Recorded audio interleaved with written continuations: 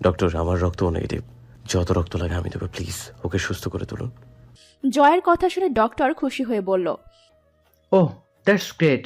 তাহলে আপনি আসুন আমার সাথে। হ্যাঁ চলুন। বলেই ডক্টর আর জয় ভেতরে যাওয়ার জন্য পা বাড়িয়েছে, কিন্তু এক পা এগোতে রায়হান সাহেবের কণ্ঠে ডক্টর আর জয় দুজনেই থামতে বাধ্য হলো। দাঁড়ান ডক্টর। ডক্টর প্রশ্নসূচক দৃষ্টিতে আর জয় অবাক দৃষ্টিতে তাকালো রায়হান সাহেবের দিকে। আমার অনুমতি ছাড়া আপনি কারো রক্ত নেবেন না। প্রয়োজন আমি ঢাকা শহরের প্রতিটা হসপিটালে গিয়ে হলেও রক্তের ব্যবস্থা করব। তবুও অন্য কারো রক্ত আমার মেয়ে শরীরে পুশ করবেন না আপনি, এটা আমি বলে দিচ্ছি। রায়হান সাহেবের কথা শুনে জয় তো অবাক হয়েছে, সাথে ডক্টরও বেশ অবাক হয়েছে। ডক্টর জয়কে রায়হান সাহেবের ছেলে হিসেবে চিনলেও রায়হান সাহেবের মেয়েকে ডক্টর চিনে না। তাই নিহাকে যখন রায়হান সাহেব নিজের মেয়ে বলেছেন, তখন ডক্টর ধরে নিয়েছেন জয় আর নিহা ভাই বোন। তাই উনি অবাক কণ্ঠে জিজ্ঞেস করলেন, রায়হান সাহেব, এটা আপনি কি বলছেন? আপনি জানেন যে পেশেন্টের জন্য এক ব্যাগ রক্ত কতটা ইম্পর্টেন্ট, তারপরও আপনি এই কথা কি করে বলছেন? আমি জানি আপনার মেয়ের পাশাপাশি আপনার ছেলের জন্যও চিন্তা হচ্ছে, কিন্তু এক ব্যাগ রক্ত নিলে ওনার শরীরে তেমন কোনো প্রভাব পড়বে বলে আমার মনে হয় না। প্লিজ আপনি আমাকে ওনার থেকে রক্ত নেওয়ার অনুমতি দিন। আমি যেটা বলেছি সেটাই ফাইনাল ডক্টর, আর আমি আশা রাখবো আপনি আমার কথা রাখবেন।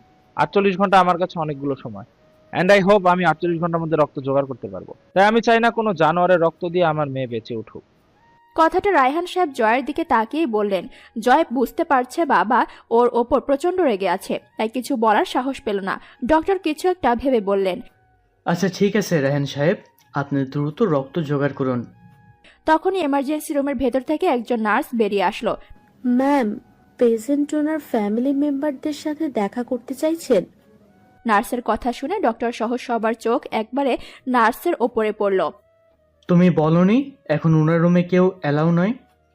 আমি অনেক বোঝানোর চেষ্টা করেছি ম্যাম, কিন্তু উনি কিছু বুঝতেই চাইছে না। বলছেন অ্যাটলিস্ট একবার হলেও উনি কথা বলতে চান ওনার ফ্যামিলি মেম্বারদের সাথে। ওকে, তুমি যাও, আমি দেখছি। নার্স চলে গেল। ডক্টর কিছু একটা ভেবে বললেন, রায়হান সাহেব, আপনারা যে কোনো একজন গিয়ে পেশেন্টের সাথে দেখা করে আসুন। যদিও আমরা এই মুহূর্তে ওনার রুমে কাউকে অ্যালাউ করতাম না, বাট পেশেন্টের দিকে চেয়ে আপনাদের দেখা করার পারমিশন দিচ্ছি, তাও একজনকে। আপনি ডিসাইড করে একজন গিয়ে পেশেন্টের সাথে দেখা করে আসুন, তবে বেশি সময় থাকবেন না। আসছি আমি। আর হ্যাঁ, ব্লাড কালেক্ট হলে দ্রুত আমার সাথে যোগাযোগ করবেন। এই বলে ডক্টর চলে গেল। জয়ের খুব ইচ্ছে হলো নিহার সাথে দেখা করার, কিন্তু সেটা সাহস করে বাবাকে বলতে পারল না। তাই ইশারায় মাকে বোঝালো যেন বাবাকে বলে ওকে নিহার রুমে যাওয়ার ব্যবস্থা করে দেয়। শায়লা বেগমও ছেলের ইশারাটা সহজেই বুঝতে পারলেন, তাই দ্রুত স্বামীকে বলে উঠলেন, রায়হান। রায়হান সাহেব নিহার কেবিনে যাওয়ার জন্য সবে এক পা রেখেছিলেন, কিন্তু স্ত্রীর ডাকে থেমে গেলেন। তবে পেছনে ঘুরলেন না, আগের মতো সামনের দিকে মুখ করে দাঁড়িয়ে থেকেই বললেন, কারো কিছু বলার থাকলে সে যেন দ্রুত বলে, আমার এখানে দাঁড়িয়ে থাকার মতো সময় বয়ে যাচ্ছে না। শায়লা বেগম স্বামীর রাগটা বুঝতে পারলেন, তাই উনি সময় ব্যয় না করে তাড়াহুড়ো করে বলেই ফেললেন, বলছিলাম যে নিহার কাছে তুমি না গিয়ে জয়কে পাঠালে ভালো হতো না? না মানে জয় তো ওর স্বামী, তাই আমার মনে হয় ওকে পাঠানোই বেটার হবে। রায়হান সাহেব কথাগুলো শুনেও কোনো প্রতিক্রিয়া দেখালেন না, বরং কথাগুলো শুনেও না শোনার ভান করে চলে গেলেন। নিজের কেবিনে এত সময় পর শ্বশুরকে ঢুকতে দেখে নিহার মুখে মলিন হাসি ফুটল। রায়হান সাহেব ধীর পায়ে হেঁটে নিহার খাটের কাছে গিয়ে একটা চুল টেনে বসলেন। তারপর নিহার মাথায় হাত বুলিয়ে ভেজা কণ্ঠে বললেন, কেমন আছিস মা? এই তো ভালো বাবা। বাবা, উনি আসলেন না? কোথায় উনি? রায়হান সাহেবের বুঝতে দেরি হলো না নিহা উনি বলতে কাকে বুঝিয়েছে। তুই এমন কেন বলতো মা? আমি আবার কেমন বাবা?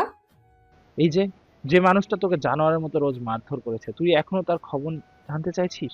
আচ্ছা আমাকে বলিসনি কেন মা? আমাকে কি এত পর ভাবতিস তুই যে আমার থেকে এমন একটা বিষয় গোপন করে গেলি?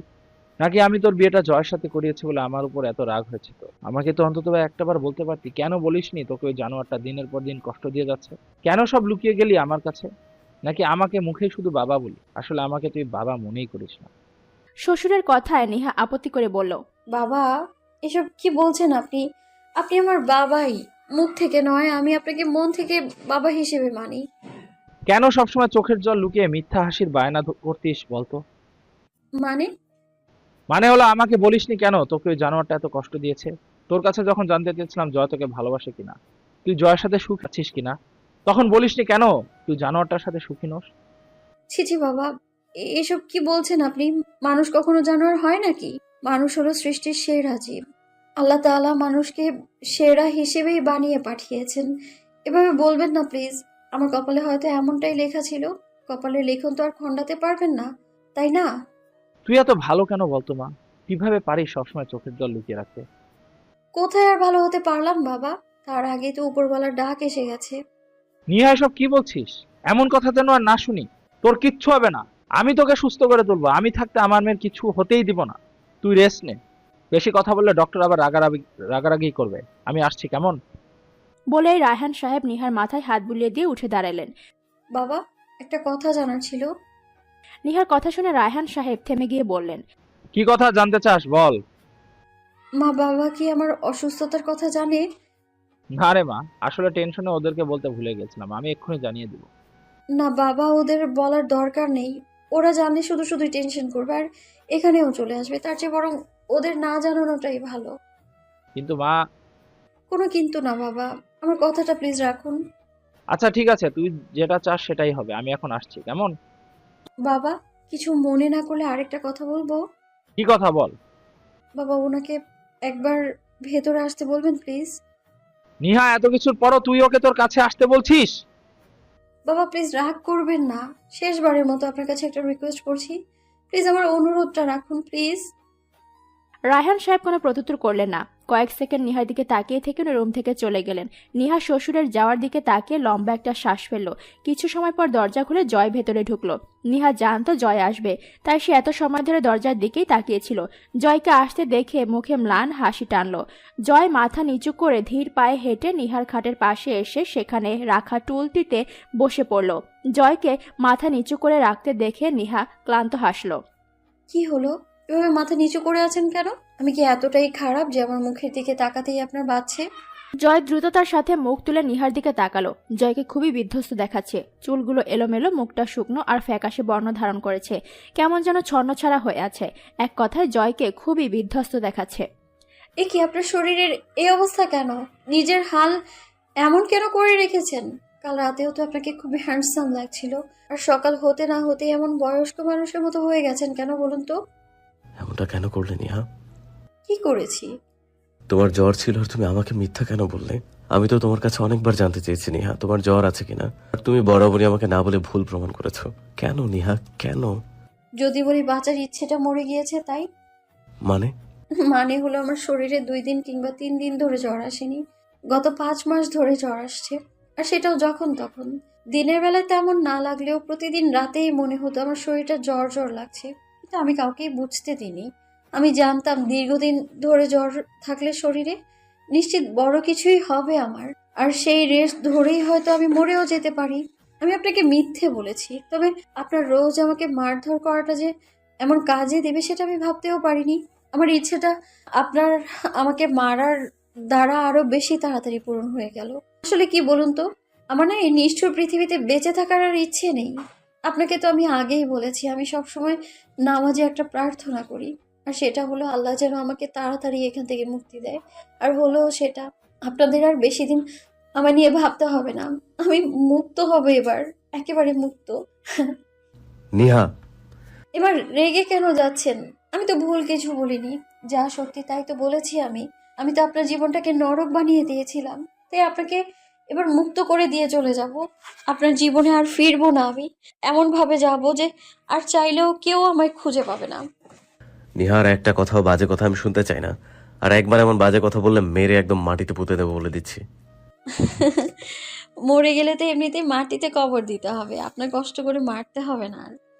নিহা, ধমক দিচ্ছেন কেন? আপনার তো খুশি হওয়ার কথা। আমি মরে গেলে আপনার জীবন থেকে নিহা নামক আপদটা অন্তত চিরতরে বিদায় হবে। আপনি মীরাপুর সাথে সংসার করতে পারবেন।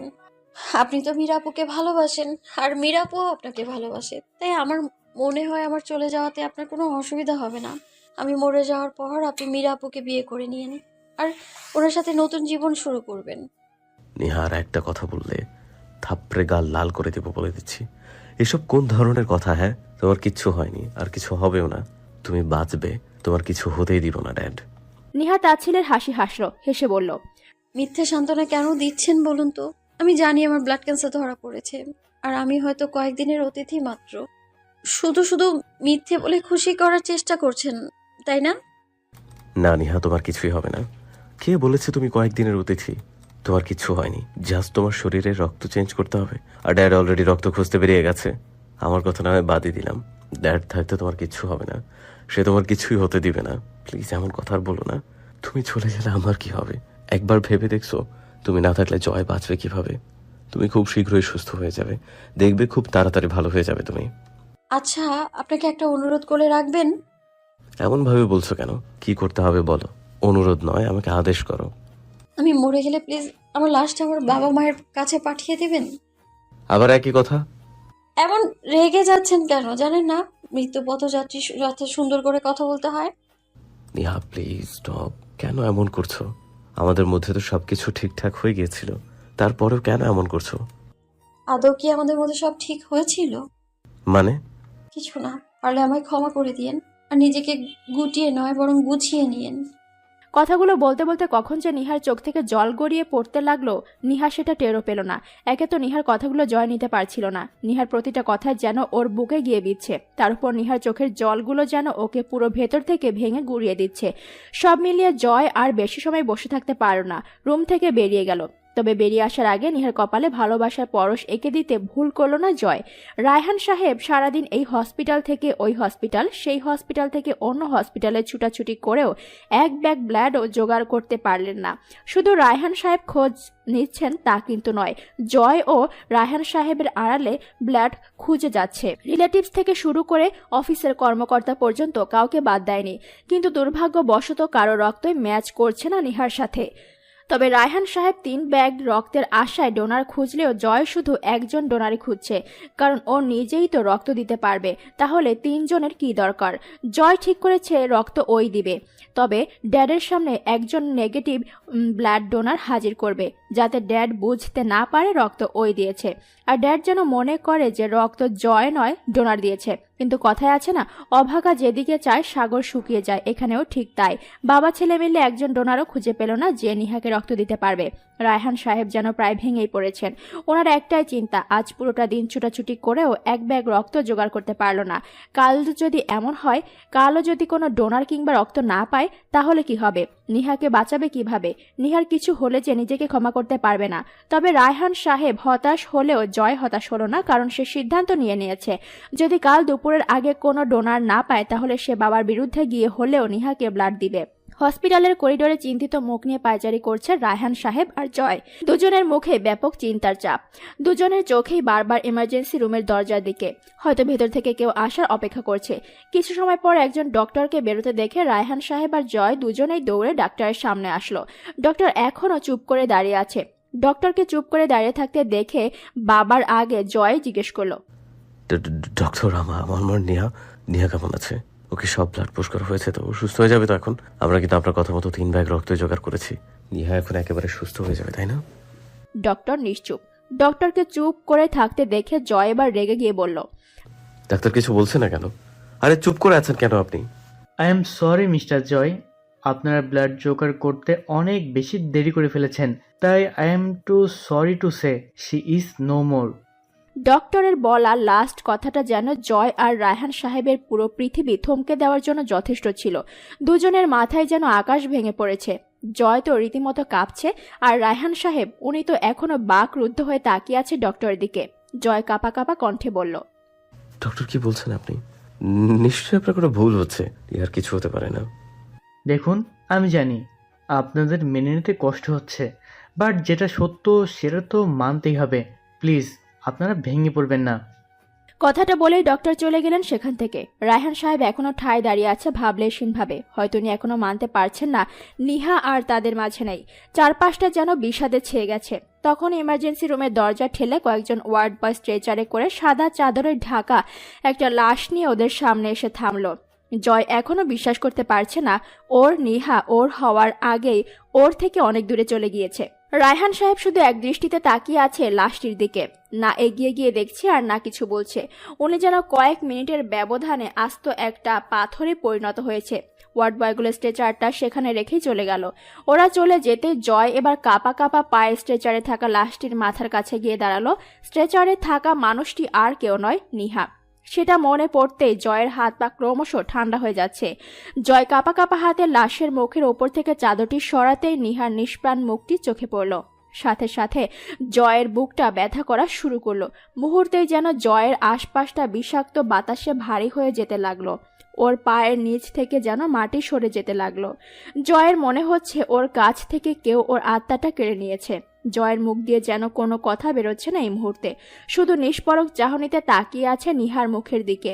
নিহার নিষ্প্রাণ মুখটির দিকে তাকিয়ে থাকতে থাকতে কখন যে জয়ের চোখ থেকে জল গড়িয়ে পড়ছে, জয় সেটা খেয়ালও করলো না। শুধু শূন্য দৃষ্টি নিয়ে নিহার মুখ পানে চেয়ে আছে। মিনিট কয়েক এভাবে ভাবলেশহীনভাবে চেয়ে থেকে হঠাৎই জয় কাঁপা কাঁপা হাতটি আলতো করে নিহার গালে রেখে বলে উঠল, চলে যাওয়ার এত তাড়া ছিল নিহা? আমাকে এতটাই ঘৃণা করো যে তোমাকে ভালোবাসি বলার সুযোগটা পর্যন্ত দিলে না? কেন এমনটা করলে? কেন আমায় পর করে দিলে? একা করে চলে গেলে কেন? আমি তো বাকিটা সময় তোমার সাথে কাটাবো বলে প্রতিজ্ঞা করেছিলাম, আর তুমি সবকিছু শুরু হওয়ার আগেই শেষ করে চলে যাওয়ার প্ল্যান করলে। আমার উপর এতই রাগ ছিল তোমার যে একেবারে একা করে চলে গেলে আমায়। তোমাকে কষ্ট দিয়েছি বলে তুমি আমায় কষ্ট দিয়ে প্রতিশোধ নিচ্ছ, তাই না? আমায় একা করে দিয়ে এখন খুব ভালো লাগছে তো তোমার? খুব ভালো লাগছে? আমাকে কষ্ট দেওয়াটা কি খুব দরকার ছিল? কেন আমায় একা রেখো পারে পাড়ি জমাতে চাইছো? কেন নিহা, কেন? কথাগুলো বলতে বলতে জয় এক পর্যায়ে হাউমাউ করে কাঁদতে লাগলো। জয়ের কান্না যেন পুরো হসপিটাল কাঁপিয়ে দিচ্ছে। হসপিটালের প্রতিটি দেয়ালে যেন জয়ের কান্নার প্রতিধ্বনি হচ্ছে। কিন্তু আশ্চর্যের বিষয় হলো জয় কাঁদছে ঠিকই, কিন্তু কারো কানে ওর কান্নার আওয়াজ পৌঁছচ্ছে না। জয় যখন নিহাকে বুকে জড়িয়ে কাঁদতে ব্যস্ত, তখনই হুট করে জয়ের ঘুমটা ভেঙে যায়। ধর পড়িয়ে উঠে বসলো সে, হাত পা এখনো কাঁপছে। চারপাশে তাকিয়ে কিছু সময় আগের ঘটনার মিল খুঁজতে গিয়ে নিজেকে নিহার মাথার কাছে রাখা টুলটিতে বসা অবস্থায় আবিষ্কার করলো সে। একই, সে তো হসপিটালের করিডোরে নিহাকে জড়িয়ে ধরে কাঁদছিল, আর নিহার লাশটা নিস্তেজ হয়ে পড়েছিল। নিহার কথা মনে পড়তেই দ্রুত বেডে শুয়ে থাকা নিহার দিকে তাকালো। নিহা ঘুমোচ্ছে। তার মানে ও কি স্বপ্ন দেখছিল এতক্ষণ? কিন্তু কি ভয়ানক ছিল স্বপ্নটা! ভাবতেই জয়ের হাত পা আবারও থরথর করে কাঁপতে লাগলো। জয় মোবাইলটা বের করে একবার টাইম দেখে নিল। 3:25 বাজে। তার মানে এখন মাঝরাত। কিন্তু মাঝরাতে এমন স্বপ্ন কেন দেখলো সেটা ভেবে বুকটা ধুকপুক করছে জয়ের। জয় বসা থেকে উঠে নিহার মাথার কাছে বসলো। তারপর নিহার ঘুমান্ত মায়াবী চেহারাটার দিকে তাকিয়ে ভাবতে লাগলো, কি সুন্দর করে ঘুমাচ্ছে মেয়েটা, একেবারে নিষ্পাপ হয়ে ঘুমাচ্ছে। আর সে কিনা ওকে নিয়ে এমন একটা ভয়ঙ্কর স্বপ্ন দেখলো, যেটাকে স্বপ্ন বললেও ভুল হবে। বলতে গেলে দুঃস্বপ্নই দেখেছে সে। জয় এক দৃষ্টিতে নিহার ঘুমন্ত মায়াবী চেহারাটির দিকে তাকিয়ে রইল। আসলে রাতে যখন ডক্টর নিহাকে একা কেবিনে রাখবে বলেছিল, তখন রায়হান সাহেব আর জয় কিছুতেই নিহাকে একা একটা কেবিনে রাখতে রাজি হচ্ছিল না। কিন্তু ডক্টর তো ওনার সিদ্ধান্তে অটুট, তাই রায়হান সাহেবের কথা রাখলেও এই কথাটা রাখতে পারলেন না। আর তখনই জয় ডক্টরকে রিকোয়েস্ট করে, বলতে গেলে হাতে পায়ে ধরে নিহার কেবিনে নিহার সাথে থাকার পারমিশন নেয়। জয়ের কাকতি মিনতি দেখে ডক্টর আর না করতে পারেনি। অবশেষে জয়কে নিহার সাথে থাকার পারমিশন দিয়েই দিয়েছে। কেন যেন রায়হান সাহেব আর জয়কে কোনো রকম বাধা দিলেন না। হয়তো হসপিটাল বলে কোনো সিন ক্রিয়েট করতে চান না। আর তখন জয় নিহার মাথার কাছে টুল টেনে বসে নিহার মাথায় হাত বুলাতে বুলাতে কখন যে নিজেও খাটে মাথা রেখে ঘুমিয়ে পড়েছে নিজেও বুঝতে পারেনি। নিহার মায়াবী মুখটির দিকে তাকিয়ে থাকতে থাকতে জয়ের মনে হুট করে একটা ইচ্ছা জাগ্রত হলো। আর হুট করে নিহার সারা মুখে নিজের ওষ্ঠযুগল দিয়ে ছুঁয়ে দিতে লাগলো সে। তবে নিহার ঘুমটা এতটাই গভীর ছিল যে জয়ের ওষ্ঠের স্পর্শ পেয়েও নিহার ঘুমের কোনো রকম বেঘাত ঘটল না। নেহা দিব্যি ঘুমোচ্ছে।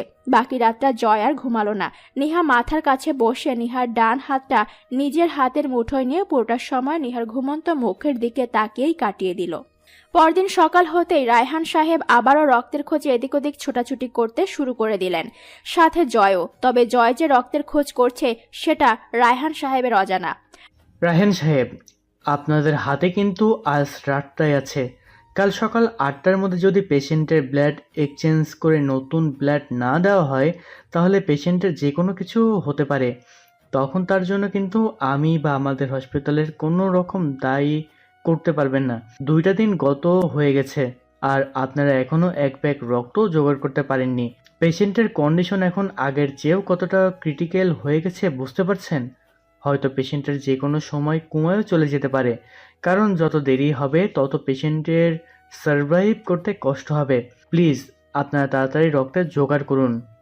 রায়হান সাহেব আর জয়কে নিজের কেবিনে ডেকে কথাগুলো বললেন ডক্টর। জয় আর রায়হান সাহেব পাশাপাশি বসেছিল।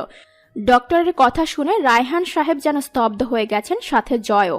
জয়ের মুহূর্তে কাল রাতের স্বপ্নটার কথা মনে পড়ে গেল। স্বপ্নটা চোখের সামনে ভেসে উঠতেই জয়ের আরো বেশি ভয় হতে লাগলো।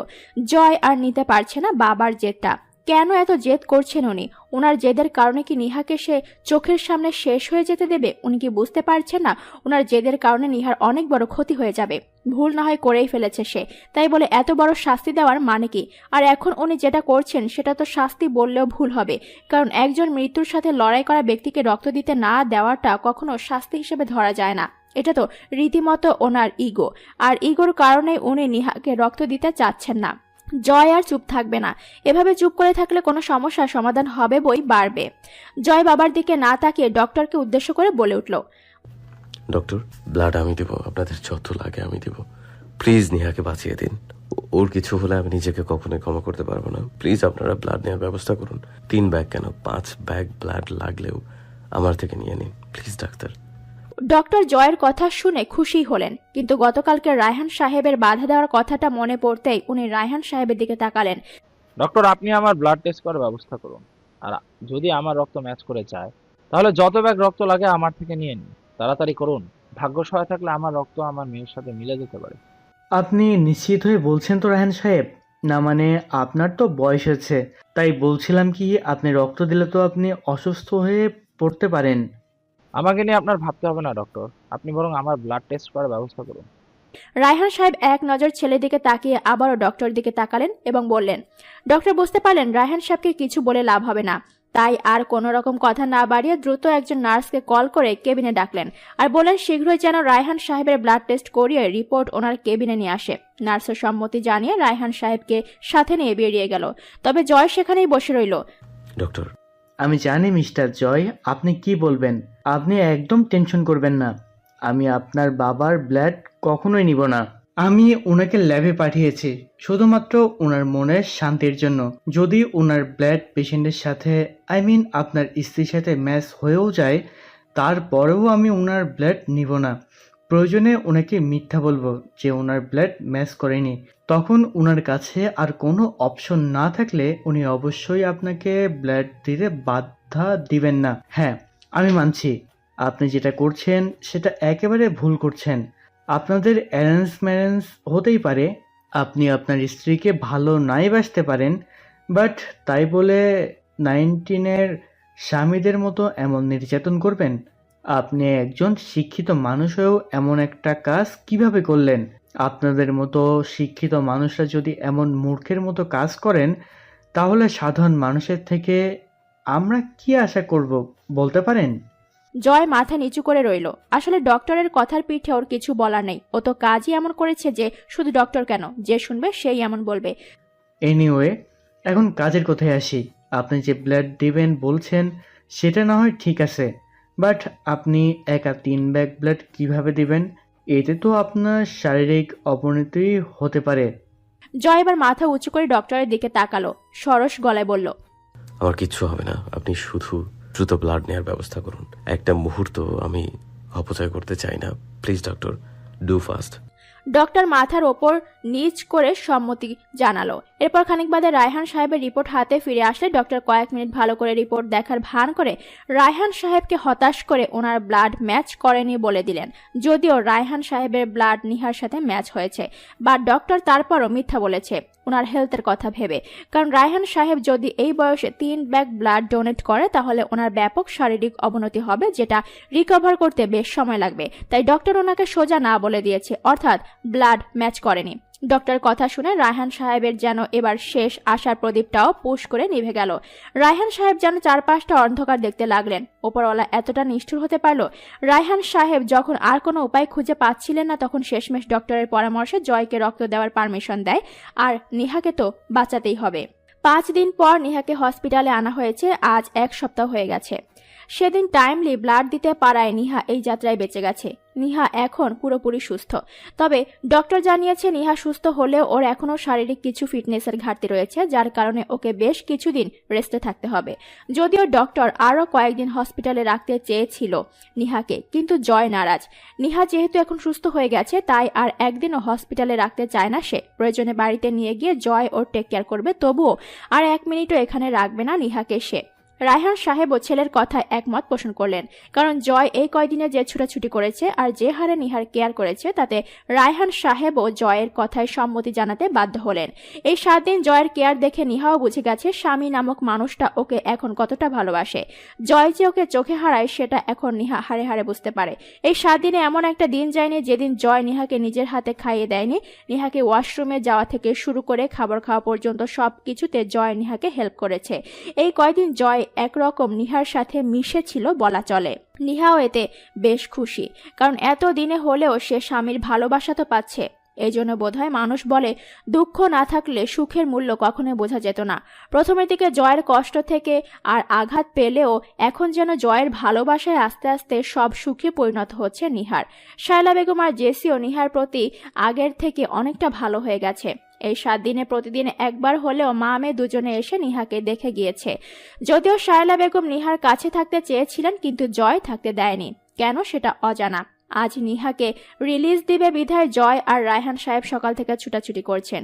আসলে হসপিটালের কিছু ফর্মালিটিস আছে না, তাই অবশেষে সকল ফর্মালিটিস পূরণ করে বিকালের দিকে নিহাকে রিলিজ দেওয়া হলো। আর বাসায় আসতে আসতে সন্ধ্যা হয়ে গেল।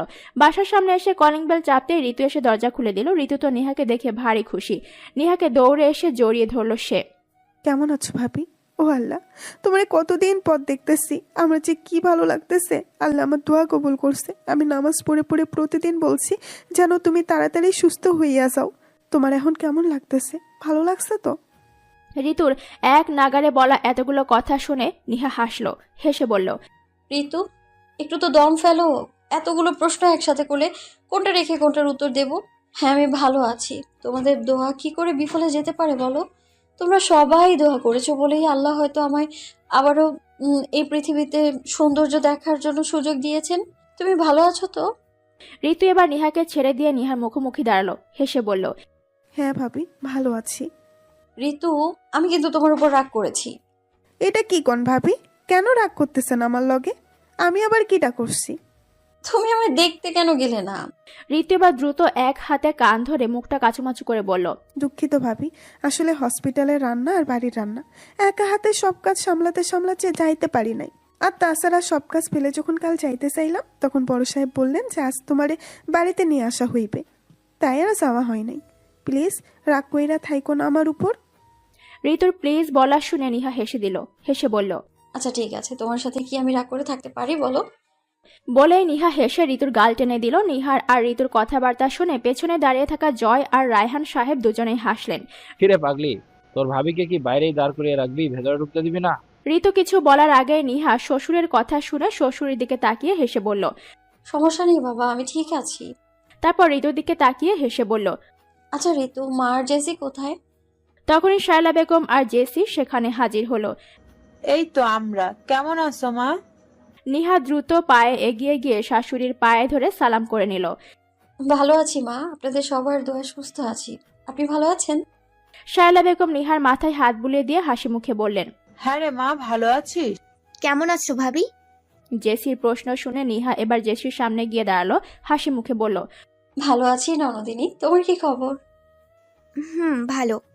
ততক্ষণে জয় আর রায়হান সাহেব ভেতরে ঢুকে পড়েছেন। দুজনেই খুব বেশি ক্লান্ত, তাই নিজেদের রুমে না গিয়ে দুজনেই সোফায় ধপাস করে বসে পড়ল। নিহা যখন ওদের সাথে টুকটাক কথা বলছিল, তখনই রায়হান সাহেব ডেকে উঠলেন, ঋতু, নিহাকে রুমে নিয়ে যা, ডক্টর ওকে বেশি সময় হাঁটাচলা করতে বারণ করেছে। নিহা যা মা, রুমে যা, বেশি সময় দাঁড়িয়ে থাকিস না, রুমে গিয়ে রেস্ট নে। ডক্টর কি বলেছে মনে নেই? ঋতুও সম্মতি জানালো। ভাবি চলো, রুমে চলো। বলেই ঋতু নিহাকে সাথে করে উপরে যাওয়ার জন্য সিঁড়ির দিকে হাঁটা ধরল। তবে ওদের সিঁড়িতে আর পা রাখা হলো না। তার আগেই রায়হান সাহেবের ডাক কানে আসলো। নিহা আর ঋতু দুজনেই ফিরে তাকালো। ঋতু, উপরে যাচ্ছিস কেন? রায়হান সাহেবের প্রশ্ন শুনে উপস্থিত সবাই অবাক হলো। রায়হান সাহেব হঠাৎ এমন প্রশ্ন কেন করলো সেটাই বুঝে আসছে না কারো। তবে রায়হান সাহেব কি ভাবছে সেটা তোয়াক্কা করলো না। উনি আবারও বললেন, ঋতু, যা, ওকে তোর রুমে নিয়ে যা। আজ থেকে নিহা তোর সাথেই থাকবে। নিহা মা, যা ঋতুর সাথে রুমে যা। এবার সবাই যেন অবাকের চরম পর্যায়ে পৌঁছে গেল। রায়হান সাহেব হঠাৎ এমন কথা কেন বলছেন কারো বুঝে আসছে না। জয় তো ইতোমধ্যে অবাকের ছুটে বসা থেকে উঠে গেছে। বাবা এসব কি বলছেন? নিহা ঋতুর সাথে থাকবে মানে? বাবা কি পাগল হয়ে গেছেন? যে সময় নিহার ওকে বেশি প্রয়োজন এমন একটা সময় বাবা নিহাকে ঋতুর সাথে থাকতে বলছেন। জয়ের মনে হাজারো প্রশ্ন ভিড় করলো। জয় নিজের কৌতূহল দমিয়ে রাখতে না পেরে বাবার কাছে প্রশ্ন করেই ফেললো।